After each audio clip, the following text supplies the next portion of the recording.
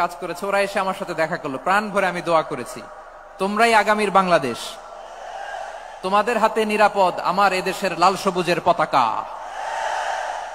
তোমাদেরকে দায়িত্বশীল ভূমিকা রাখতে হবে। মাশাআল্লাহ, হ্যাঁ হ্যাঁ, হেরে যাবে হিংসা, জিতে যাবে ভালোবাসা। ঠিক আছে, দেখেছি দেখেছি দেখেছি। মাশাআল্লাহ মাশাআল্লাহ, তোমার এই তো শান্ত। এভাবে কয়েক মিনিট একটু কোঅপারেট করলে আমি কিছু বার্তা, কিছু মেসেজ আপনাদের সাথে শেয়ার করবো ইনশাআল্লাহ। যখন আমি জিজ্ঞেস করব তখন আওয়াজ করে উত্তর দিতে হবে, আর যখন কথা বলবো তখন চুপ থাকতে হবে। খরগোশের কানের মতো কান দুটোকে খাড়া করে রাখতে হবে, আর চাতক পাখির মতো চোখ দুটো সামনে রাখতে হবে। পারা যাবে ইনশাআল্লাহ? মাশাআল্লাহ মাশাআল্লাহ তাবারাকাল্লাহ। আমি অত্যন্ত সৌভাগ্যবান, ইটস মাই প্লেজার, আমি অত্যন্ত সৌভাগ্যবান যে 3 দিন ব্যাপী আঞ্জুমানে খেদমতে কোরআনের এই চমৎকার তাফসীরুল কোরআনের প্রোগ্রামের শেষ অধিবেশনে আমার মতো এরকম নগণ্য, ক্ষুদ্র, ছোট্ট একটা মানুষকে কিছু কথা বলবার সুযোগ করে দেয়া হয়েছে। আমি আপনাদের সবার প্রতি অত্যন্ত কৃতজ্ঞ হচ্ছি, শুকরিয়া জানাচ্ছি। আমি আরো সৌভাগ্যবান এজন্য যে জি জি জি এই জায়গা থেকে আমি আর আওয়াজ শুনবো না, হাতও দেখাতে হবে না, একেবারে সাইলেন্ট। আমি আরো সৌভাগ্যবান যে আমি অত্যন্ত নগণ্য ক্ষুদ্র একজন কোরআনের ছাত্র হয়ে কোরআন থেকে যা বুঝেছি, এই কথাগুলো যখন দেশ থেকে দেশান্তরে যেখানেই যাই শোনাবার জন্য লক্ষ লক্ষ দিনী ভাইরা সেখানে উপস্থিত হয় আলহামদুলিল্লাহ। এবং যারা আসতে পারেন না, এরকম কোটি কোটি বনি আদম পরবর্তীতে সোশ্যাল মিডিয়ার কল্যাণে তারা কথাগুলো শোনেন আলহামদুলিল্লাহ। আবার এমনও অনেক আছে যারা আমাদেরকে পছন্দ করেন না, তারাও ডায়েরি, খাতা কলম নিয়ে, মোবাইল নিয়ে, ল্যাপটপ খুলে আমাদের আলোচনা শোনেন। আমি তাদেরকেও ভালোবাসি, কারণ আমার স্লোগান হচ্ছে, হেরে যাবে ওদের হিংসা, ষড়যন্ত্র, জিতে যাবে আমাদের ভালোবাসা। যারা আমাদের বিরোধিতা করে, আমাদের ব্যাপারে ঘৃণা ছড়ায়, তাদের জন্য আমাদের বুক ভরা দরদ আর ভালোবাসা আছে না নাই? কারণ ভালোবাসা দিয়ে যা জয় করা যায়, কঠোরতা দিয়ে তা পারা যায় না। তো যারা বিরোধিতার জন্য আমাদের আলোচনা শোনেন তাদেরকে ওয়েলকাম। যারা আমাদের আলোচনা আউট অফ কনটেক্সট নিয়ে এক জায়গার মাথা আর এক জায়গার লেজ জুড়ে দেন, তাদেরকে ওয়েলকাম। গত সপ্তাহে আপনারা জানেন খুলনা বিভাগের প্রোগ্রাম আমি দিয়েছিলাম যশোরে, আদ্দিন ফাউন্ডেশনের উদ্যোগে। তো যশোরের প্রোগ্রামের এক ভিডিওর পেছনে আমাদের কিছু দিনী ভাইরা 6 বছর আগের এক অডিও ব্যাকগ্রাউন্ডে জুড়ে দিয়ে বিভ্রান্তি ছড়ানোর জন্য সোশ্যাল মিডিয়াতে ছড়িয়ে দিয়েছে। তো তাদের প্রতিও আমাদের কোনো রাগ নাই, ক্ষোভ নাই, তারা হয়তো দিনী তাকাদা থেকেই করেছে, কিন্তু তারা হয়তো বুঝতে পারে নাই এই যে রিসেন্ট আলোচনার ভিডিওর পেছনে 6 বছর আগের অডিও জুড়ে দেওয়া, এটাকে বাংলায় বলে প্রতারণা। কি বলে? প্রতারণা, ধোঁকাবাজি। এখনকার আলোচনার ভিডিও আর ব্যাকগ্রাউন্ডে এডিট করে লাগিয়েছে 6 বছর আগের অডিও। এটারে প্রতারণা বলে, ধোঁকাবাজি বলে। আর বিশ্বনবী বলেন, মান গশানা ফালাইসা মিন্না, the person who deceives us he is not among us. যে আমাদেরকে ধোঁকা দেয় সে আমাদের অন্তর্ভুক্ত নয়।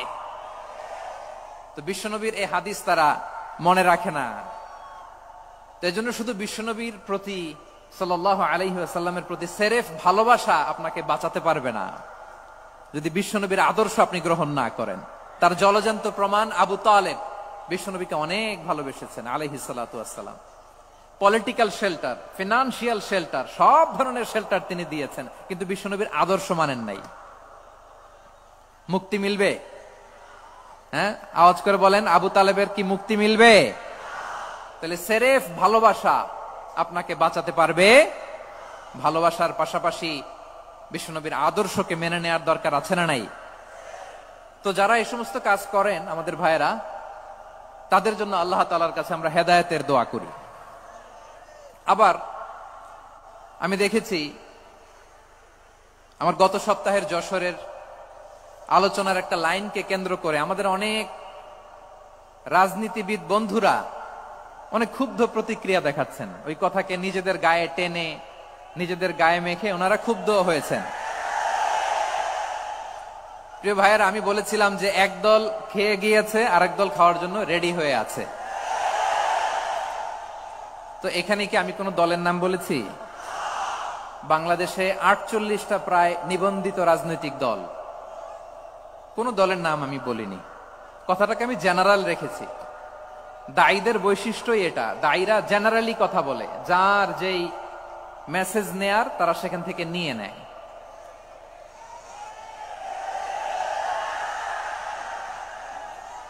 তো কোন দল এটা নিয়ে কোনো কথা বলল না, আপনারা এটাকে নিজের গায়ে যে মাখালেন, এটা ঠিক হয়নি। আমি বলবো যে এটা খুবই অনভিপ্রেত হয়েছে। কোন দলকে টার্গেট করে বা কোন দলের পক্ষে আমরা কখনো কথা বলি না। আমরা কোরআনের পক্ষে কথা বলি, ইসলামের পক্ষে কথা বলি, ঠিক কিনা বলেন?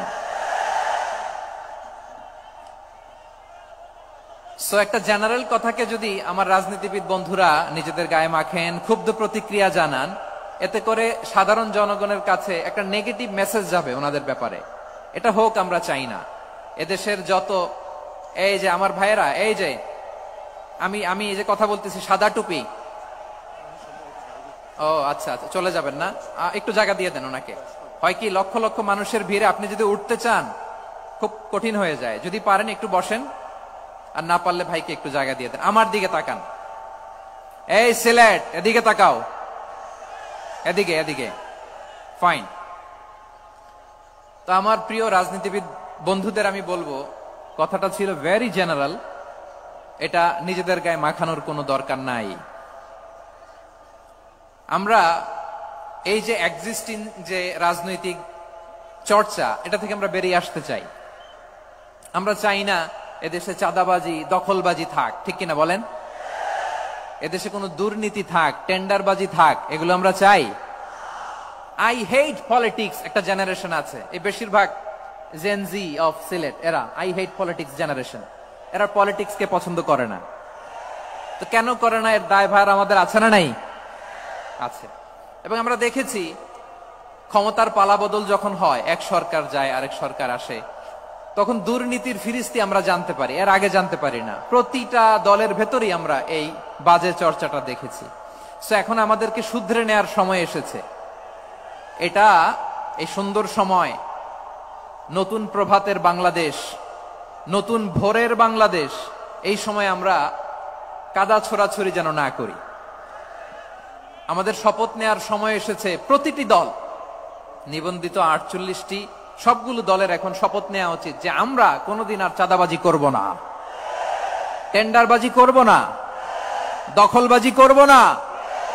আমরা সবসময় দেশের পক্ষে থাকব, সবসময় দেশের পক্ষে থাকব। সেই কথাগুলো ছিল ভেরি জেনারেল। যে কথাগুলো আমরা জেনারেলি বলি, এগুলো জেনারেলি আপনারা নিবেন। আমার রাজনীতিবিদ বন্ধুদের কাছে এটাই আমার কামনা।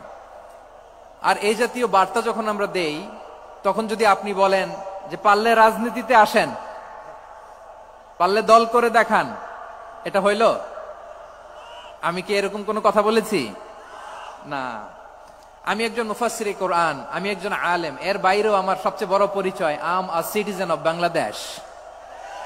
আমি বাংলাদেশের একজন সাধারণ নাগরিক। আমার দেশের যে কোনো সমস্যা, যে কোনো ইনকনসিস্টেন্সি, অসঙ্গতি নিয়ে মত প্রকাশের স্বাধীনতা আমার আছে না নাই?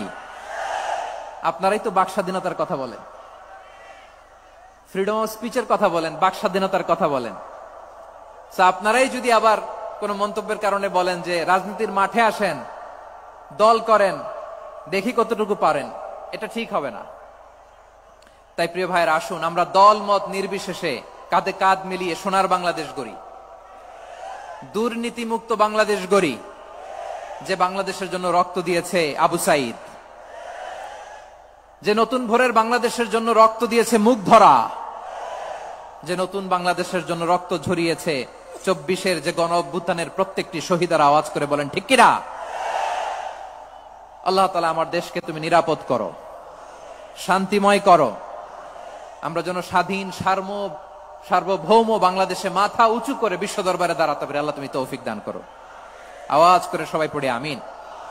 প্রিয় ভাইয়েরা, আমি আর কাল বিলম্ব না করে আসুন সরাসরি মহাবিশ্বের মহাগ্রন্থ, মহাবিশ্বয় মহাগ্রন্থ আল কোরআন আল কারীমের তাফসীর শুনি। আমি আজকের এই চমৎকার রজনীতে আলোচনা করবার জন্য সূরাতুল আহজাবের 45-46 এই দুটি আয়াতকে চুজ করেছি। এই দুটি আয়াতের আলোকে কিছু কথা আপনাদের সাথে শেয়ার করব। আওয়াজ করে পড়ুন ইনশাআল্লাহ। তার আগে আসুন একটু দেখে নিই আপনারা কে কোথা থেকে এসেছেন। আপনারা সুনামগঞ্জ জেলা থেকে কারা কারা এসেছেন দেখি। সুনামগঞ্জ, মাশাআল্লাহ মাশাআল্লাহ মাশাআল্লাহ, ঠিক আছে, হাত নামাও। সুনামগঞ্জ গেল। হবিগঞ্জ, হবিগঞ্জ, ঠিক আছে, হাত নামাও। মৌলভীবাজার দেখি, মৌলভীবাজার, মাশাআল্লাহ, ঠিক আছে। এবার সিলেটের কারা কারা দেখি।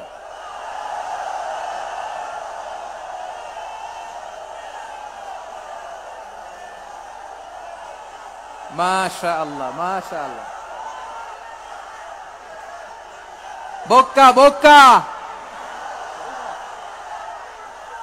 ঠিক আছে ঠিক আছে, মাশাআল্লাহ মাশাআল্লাহ, I like it, I love it, মাশাআল্লাহ। সুনামগঞ্জ, হবিগঞ্জ, মৌলভীবাজার, সিলেট। সিলেটের এই 4 জেলার বাইরে থেকে কারা কারা আসছেন দেখি।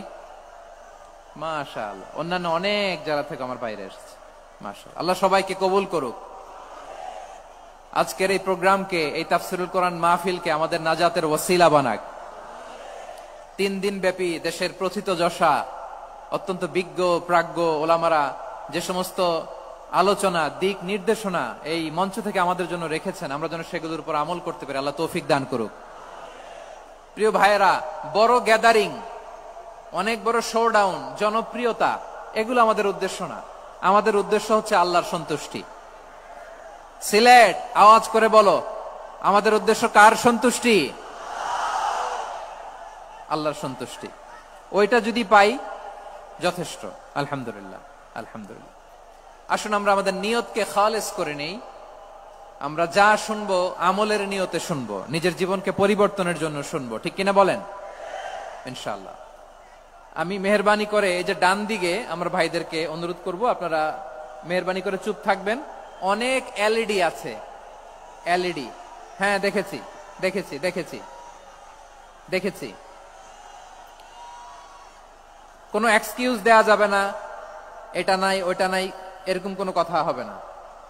এলইডিতে আমরা দেখবো ইনশাআল্লাহ। প্রিয় ভাইরা, সূরাতুল আহজাবের 45 এবং 46 নম্বর আয়াত আমি তেলাওয়াত করেছি, যেখানে আল্লাহ তাআলা বিশ্বনবীর 5টি বৈশিষ্ট্যের কথা বলেছেন। কয়টি? সবাই বলুন আওয়াজ করে, কয়টি? 5টি বৈশিষ্ট্যের কথা আল্লাহ তাআলা এই আয়াত দুটিতে উল্লেখ করেছেন। বিশ্বনবী সাল্লাল্লাহু আলাইহি ওয়াসাল্লামের জীবনী, ওনার বায়োগ্রাফি নিয়ে কথা বলাটা দুষ্কর, কারণ এটার কোনো শেষ নাই, কুল নাই, কিনারা নাই, বিয়ন্ডলেস, বাউন্ডলেস, বটমলেস। সুবহানাল্লাহ বলেন। কারণ তিনি তো এমন নবী যিনি হ্যাঁ বললে এটা শরীয়তে হালাল হয়ে যায়। নবীর মুখ দিয়ে যদি বের হয় হ্যাঁ, নাম, ইয়েস, তাহলে এটা হালাল, ঠিক কিনা বলেন? এ নবীর মুখ দিয়ে যদি না বের হয় যে না, নো, তাহলে এটা শরীয়তে হারাম হয়ে যায়।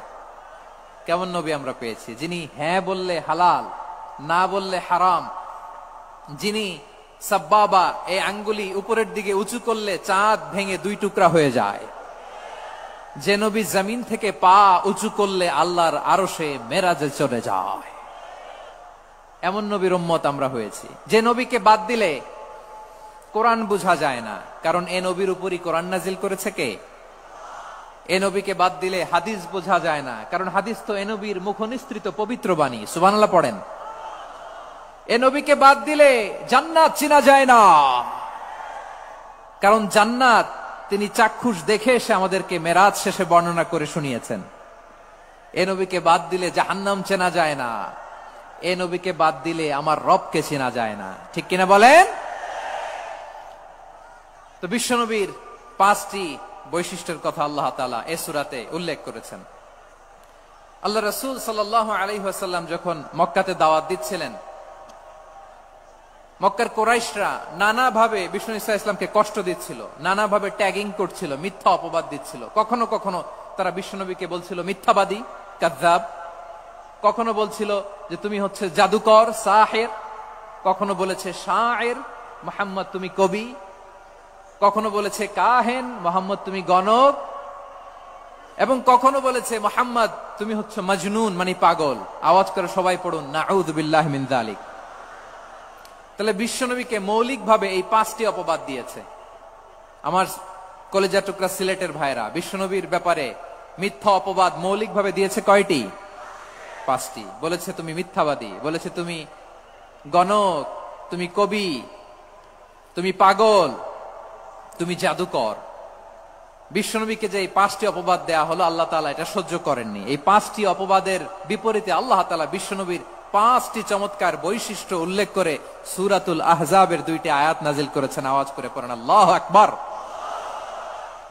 5টি চমৎকার বৈশিষ্ট্য সূরাতুল আহজাবের ভেতরে রব্বুল আলামিন উল্লেখ করে আমাদেরকে জানিয়ে দিচ্ছেন, ইয়া আইয়ুহান নাবিয়্যু ইন্না আরসালনাকা শাহিদান ওয়া মুবাশশিরান ওয়া নাযীরা ওয়া দাঈয়ান ইলাল্লাহি বিইذনিহি ওয়া সিরাজাম মুনীরা।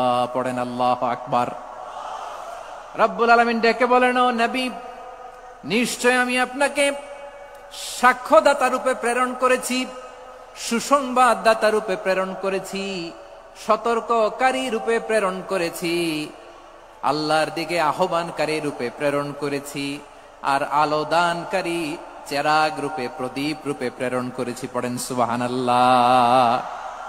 5টা বৈশিষ্ট্য। 1 নম্বরে আল্লাহ তাআলা বললেন, হে নবী, নিশ্চয় আমি আপনাকে সাক্ষ্যদাতা হিসেবে প্রেরণ করেছি। সাক্ষ্যদাতা, বিষ্ণু ইসা ইসলাম সাক্ষ্য দিবেন, এজন্য শাহিদ। শাহিদ মানে সাক্ষ্যদাতা। আওয়াজ করে বলুন, শাহিদ মানে কি?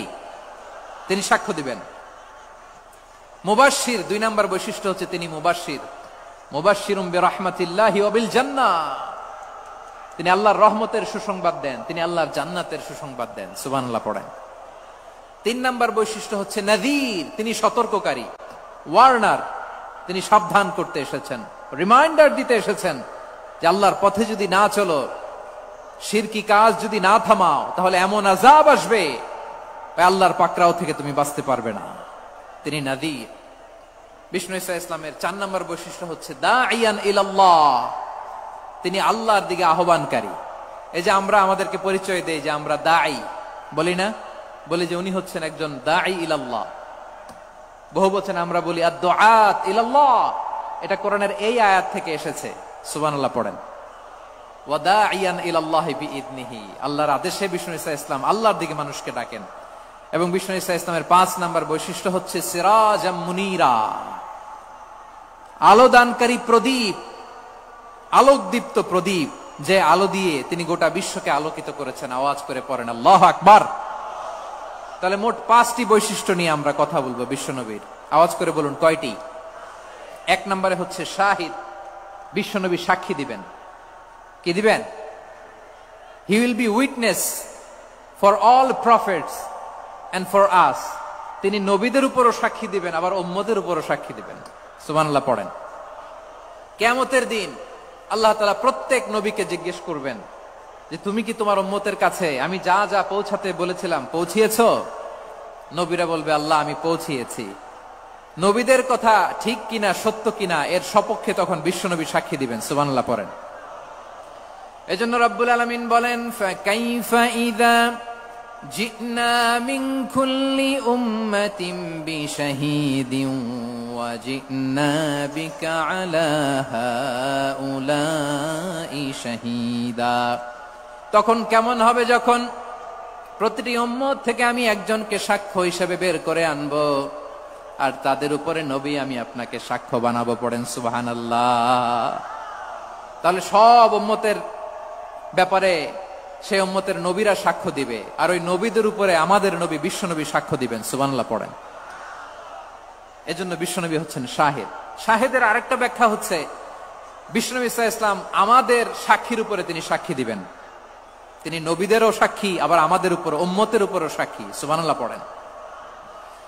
রব্বুল আলামিন বলেন, وَكَذَلِكَ جَعَلْنَاكُمْ أُمَّةً وَسَطًا لِتَكُونُوا شُهَدَاءَ عَلَى النَّاسِ ويكون الرسول عليكم شهيدا। আর অনুরূপভাবে আমি তোমাদেরকে মধ্যমপন্থী উম্মত হিসেবে তৈরি করেছি, প্রেরণ করেছি, ব্যালেন্সড উম্মাহ, মধ্যমপন্থী উম্মাহ হিসেবে প্রেরণ করেছি, যাতে করে তোমরা সবার উপরে সাক্ষ্য দিতে পারো, আর যাতে তোমাদের নবী হতে পারে তোমাদের উপরে সাক্ষ্যদাতা। পড়েন সুবহানাল্লাহ। আমরা হচ্ছি ব্যালেন্সড উম্মাহ, আমরা সবার ব্যাপারে সাক্ষ্য দিব, আর আমাদের উপর সাক্ষ্য দিবে স্বয়ং বিশ্বনবী। সুবহানাল্লাহ পড়েন। তাহলে আমাদের নবী নবীদের উপরও সাক্ষী, আমাদের উপরও সাক্ষী।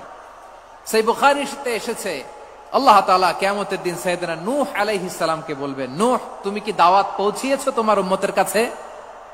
নূহ আলাইহিস সালাম বলবেন, হ্যাঁ আমি পৌঁছিয়েছি। এবার নূহের উম্মতকে আল্লাহ জিজ্ঞেস করবেন, এ নূহের উম্মতেরা, তোমাদের নবী নূহ কি দাওয়াত পৌঁছিয়েছে? নূহের উম্মত বলবে, না আল্লাহ, আমাদের কাছে কোনো সতর্ককারী আসে নাই, কোনো নবী টবি আসে নাই, কোনো দাওয়াতও আমরা পাই নাই, আপনারাও চিনি নাই, জান্নাতও চিনি নাই, জাহান্নামও চিনি নাই। নূহ আলাইহিস সালাম বিপদে পড়ে যাবেন। তখন আল্লাহ বলবেন, নূহ তুমি বললা পৌঁছিয়েছো, তোমার উম্মত বলে কিছু পায় নাই। নূহ তোমার কি কোনো সাক্ষী আছে? তোমার কথা আর তোমার উম্মতের কথা তো মিলে না। তুমি বললা তুমি আমার নির্দেশনা দাওয়াত পৌঁছে দিয়েছো, কিন্তু তোমার উম্মত বলে পায় নাই। নূহ তোমার পক্ষে কোনো সাক্ষী আছে? নূহ আলাইহিস সালাম বলবেন, আছে। কে? উম্মতে মুহাম্মাদী। তখন আমরা বলবো, আল্লাহ, আল্লাহর নবী নূহ আলাইহিস সালাম তিনি আপনি যা যা বলেছেন ঠিক তা তা তার উম্মতের কাছে পৌঁছে দিয়েছে। এবার নূহের উম্মতের সাথে আমাদের ঝগড়া লাগবে। তারা বলবে, তোমরা আসছো আমাদের হাজার হাজার বছর পরে, তোমরা কি করে জানলা? তোমাদের সাক্ষী ধর্তব্য হবে না। আমরা তখন বলবো, আমাদের কোরআনে তোমাদের নবীর নামে আল্লাহ তাআলা একটা সূরা নাজিল করেছেন, সূরাতে নূহ। আওয়াজ করে পড়েন আল্লাহু আকবার। আমরা বলবো, আমাদের কোরআনে তোমাদের নবীর কথা আল্লাহ আমাদেরকে জানিয়েছেন, দিন রাত এক করে তোমাদের কাছে তিনি দাওয়াত পৌঁছেছেন। তোমরা কানের মধ্যে হাত দিয়ে রাখতা, চেহারাটা কাপড় দিয়ে ঢেকে রাখতা, আল্লাহর নবী নূহকে পিটিয়ে ছালা দিয়ে পেঁচিয়ে তোমরা পাহাড়ে তুলে রেখে আসতা। সব আমরা জানি। আমরা যখন বলবো এই কথা, নূহের উম্মত চুপসে যাবে। তখন আমরা সত্য বলেছি কিনা এটা আল্লাহ তাআলা জানতে চাইবে বিশ্বনবীর কাছে। তখন বিশ্বনবী আমাদের পক্ষে সাক্ষী দিবেন। আওয়াজ করে বলেন আল্লাহু আকবার। এজন্য আল্লাহ বলেন, নবী আপনি হচ্ছেন সাক্ষ্যদাতা, সব নবীদের উপর আপনি হবেন সাক্ষী, আবার আপনার উম্মতের সাক্ষীর উপর আপনি হবেন সাক্ষী। তার মানে নবী গো, কিয়ামতের কঠিন ময়দানে আপনি হবেন রাজ সাক্ষী। বিশ্বনবী কি সাক্ষী? আওয়াজ করে বলেন, রাজ সাক্ষী, সব সাক্ষীর বড় সাক্ষী। এজন্য বিশ্বনবীকে আল্লাহ তাআলা প্রথম যে বৈশিষ্ট্যটা দিয়েছেন সেটা হচ্ছেন শাহিদ। তিনি সাক্ষ্যদাতা, witness for all messenger of God and for all of us. সুবহানাল্লাহ পড়েন। তাহলে এক নাম্বার বৈশিষ্ট্য বুঝতে পেরেছেন? বুঝতে পেরেছেন সবাই? মাশাআল্লাহ। এদিকে কি ভাই, এই যে জেনজি অফ সিলেট, কি তোমরা বসো না, দাঁড়াও না, যাও না, আসো না, চলে যাবা? এই লক্ষ মানুষ ঠেলে তোমরা যাইতে পারবা? হ্যাঁ,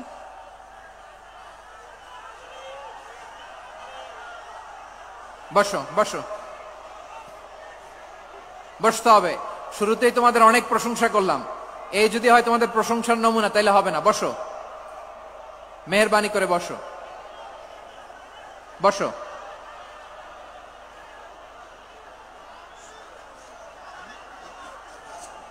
আওয়াজ করে তাকবীর দেন, আওয়াজ করে পড়েন লিল্লাহে তাকবীর।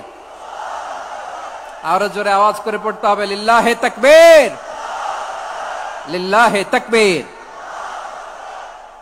আমার প্রিয় সিলেটবাসী, আমার দিকে তাকান, আমার দিকে তাকান। জি, এরকম গ্যাদারিং হইলে পাবলিক ইভেন্ট বন্ধই করে দিতে হবে আমাদের। আমার দিকে তাকান। তাহলে আল্লাহ তাআলা বিশ্বনবীর 5টি বৈশিষ্ট্যের কথা বলেছেন। একটি বৈশিষ্ট্যের ব্যাপারে আমরা জানলাম, তিনি হচ্ছেন শাহিদ, সাক্ষ্যদাতা, সবার উপরে সাক্ষ্যদাতা। 2 নাম্বার বৈশিষ্ট্য হচ্ছে মুবাশশিরা, তিনি সুসংবাদদাতা। সিলেটবাসী আওয়াজ করে আমার সাথে বলো, মুবাশশিরা মানে সুসংবাদদাতা। তিনি আল্লাহর রহমতের সুসংবাদ দেন, তিনি জান্নাতের সুসংবাদ দেন। এই উম্মতের মধ্য থেকে যারা গাফেল, যারা অবাধ্য, যারা সীমালঙ্ঘনকারী, তাদেরকে বিশ্বনবী আল্লাহর রহমতের সুসংবাদ দেন। তিনি বুঝান আল্লাহর দরবার 24/7, 24 ঘন্টা খোলা। আপনি যত বড় পাপী হন, আপনি যতই অন্যায় করেন না কেন, আল্লাহর রহমতের দরিয়া, আল্লাহর রহমতের দরজা আপনার জন্য খোলা আছে না নেই? জায়নামাজটা বিছিয়ে দেন, চোখের পানি ছেড়ে দেন, 2 রাকাত নামাজ পড়ে সেজদায় লুটিয়ে পড়ে কাঁদেন। যত গুনাহ আপনার হোক না কেন, আপনার গুনাহ মাফ করে কবুল করে নিবে কে? মুবাশশিরাম বিরহমাতিল্লাহ, বিশ্বনবী তিনি সুসংবাদদাতা, বেয়ারার অফ গ্ল্যাড টাইডিংস, সুসংবাদ দেন। পাপী অবাধ্য সীমালঙ্ঘনকারীদেরকে তিনি আল্লাহর রহমতের সুসংবাদ দেন। আল্লাহর রহমত থেকে মুখ ফিরিয়ে নিও না। তিনি যে কত দয়ালু, তিনি যে তোমারে কত ভালোবাসে তুমি জানোই না। আমি আমাকে যত বেশি ভালোবাসি তার চেয়েও আমাকে বেশি ভালোবাসে কে? সবাই বলে নাই, বুঝতে পারে নাই বোধহয়। আমি আমাকে যত বেশি ভালোবাসি তার চেয়েও আমাকে বেশি ভালোবাসে কে? আমার মাতা পিতা আমাকে যত ভালোবাসে তার চেয়েও আমাকে বেশি ভালোবাসে কে? আমার প্রিয়তমা স্ত্রী আমাকে যত বেশি ভালোবাসে তার চেয়ে আমাকে বেশি ভালোবাসে কে? মুবাশশিরাম বিরহমাতিল্লাহ, তিনি আল্লাহর রহমতের সুসংবাদ দেন। আল্লাহর রহমতের শেষ নাই, আল্লাহর ভালোবাসার শেষ নাই। ও মুবাশশিরাম বিল জান্নাহ, তিনি জান্নাতের সুসংবাদ দেন। এই উম্মতের মধ্য থেকে যারা আল্লাহওয়ালা, যারা প্র্যাকটিসিং, যারা ঈমানদার, তাদেরকে বিশ্বনবী জান্নাতের সুসংবাদ দেন। আওয়াজ করে পড়েন সুবহানাল্লাহ। এজন্য রব্বুল আলামিন বিশ্বনবীর পরিচয় অন্য আয়াতে এভাবে তুলে ধরেন, ওয়ামা আরসালনাকা ইল্লা কাফাতান লিন্নাসি বাশীরাও ওয়া নাযীরা। নবী হে, আমি গোটা জগৎবাসীর জন্য আপনাকে সুসংবাদদাতা এবং সতর্ককারী করে জমিনে প্রেরণ করেছি। মুবাশশিরাম বিল জান্নাহ, তিনি জান্নাতের সুসংবাদ দেন, তিনি আশা জাগান। নবীর কথা শুনলে মানুষ বুকে আশা ফিরে পায়। আমার নবী কাউকে হতাশ করেন না। হতাশা বিশ্বনবীর ডিকশনারিতে নাই। তিনি মানুষকে আশাবাদী করে তোলেন। বিশ্বনবীর কথা শুনলে মানুষের হৃদয় নরম হয়, তারা আশা ফিরে পায়। বিশ্বনবীর মুখ নিঃসৃত পবিত্র প্রতিটি কথাই আশা জাগানিয়া। সুবহানাল্লাহ পড়েন। আপনি প্রিয় নবীর মুখ নিঃসৃত বাণীগুলো পড়েন, কথামালাগুলো শোনেন, দেখবেন আশা পাবেন, বুকে আশা পাবেন, ভালোবাসা পাবেন। কারণ তিনি এমন সত্তা, এমন পার্সোনালিটি, তার কথা শুনলে হৃদয় নরম হয়ে যায়। মনে হয় হৃদয় খুলে তারে দিয়ে দেই, সব কথা যেন তারে বলা যায়। আওয়াজ করে বলেন ঠিক কিনা? সে কোন বন্ধু বলো বেশি বিশ্বস্ত, সে কোন বন্ধু বলো বেশি বিশ্বস্ত, কার কাছে মন খুলে দেয়া যায়, কার কাছে সব কথা বলা যায়, হওয়া যায় বেশি আশ্বস্ত। তার নাম আহমদ, বড় বিশ্বস্ত। সে কোন বন্ধু বলো বেশি বিশ্বস্ত, কার কাছে মন খুলে দেয়া যায়, কার কাছে সব কথা বলা যায়, হওয়া যায় বেশি আশ্বস্ত। তার নাম আহমদ, বেশি বিশ্বস্ত। যে জন কখনো ব্যথা দিতে জানে না, যে জনকে বলি মুছে দেহি বেদনা, যে জন কখনো ব্যথা দিতে জানে না, যে জনকে বলি মুছে দেহি বেদনা, হৃদয়ের হাহাকার কবুল করে নিতে আর কারে বুক এত প্রশস্ত। তার নাম আহমদ, বেশি বিশ্বস্ত। এই সিলেট, এই এখানে কি কি সমস্যা? এখানে কি সমস্যা? এই যে জেনজি, এই যে লুক এট মি, এখানে তাকাও, আমার সাথে কথা বলো, ডিল উইথ মি। তোমরা ওইদিকে তাকাচ্ছ কেন? ওইদিকে উত্তেজিত হচ্ছ কেন? আমার দিকে তাকাও, আমি তো তোমাদের মেহমান হয়ে এসেছি।